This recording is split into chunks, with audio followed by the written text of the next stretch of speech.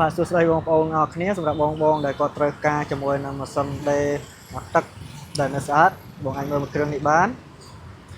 នេះជើងតុកអីគឺថ្មីហើយតុកគឺតុក 1.2 ម៉ែត្រហើយម៉ាស៊ីនគឺនៅស្អាតហើយការប្រើប្រាស់របស់វាគឺងាយស្រួលមែនតើក៏យើងអាចស្រូវលឿនយឺតលឿនបាននេះបតុងខាងឆ្វេងនេះយើងចុចមួយមកស្រូវលឿនកម្លាំងលឿនហើយបតុងខាងស្ដាំនេះយើងចុចមួយមកគឺបន្ថយលឿនយើងគ្រាន់ចុច S មកសេលវាបានសេលលឿនបានហើយសម្រាប់ការកំណត់បញ្ចូលលើក្រោមអីបងអាចកំណត់បាននេះបងគ្រាន់តែចុចអក្សរ P ចុចអក្សរ P នេះមួយមកមានសញ្ញាចំណុចក្រហមនេះគឺពេលយើងដេរទៅគឺបញ្ចូលវាឈប់នៅក្រោមហើយនៅពេលដែលវាអត់មានភ្លើងពណ៌ក្រហមយើងចុច P មួយទៀតមកគឺយើងដេរទៅឈប់ទៅបញ្ចូលវានៅក្រោមរហូតហើយខាងលើនេះកន្លែងខាងរបស់វាហើយមួយគ្រឿងនេះដែរខ្ញុំរៀបចំឲ្យមួយ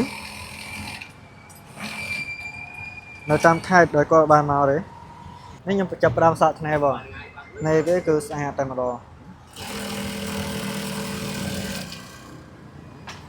នេះវាផ្លឹងមកហើយបញ្ហាគ្រឿងបន្លាស់បងមិនបាច់ភ័យបារម្ភថា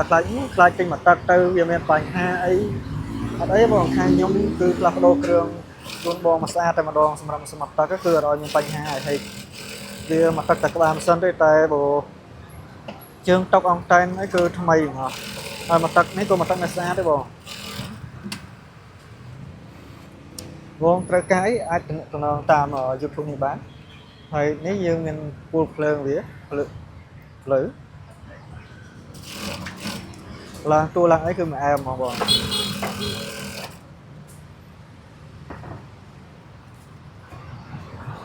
នេះរូបរាងវា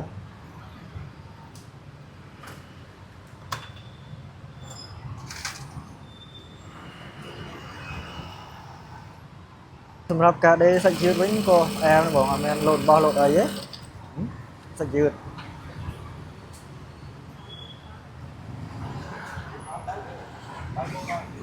អរ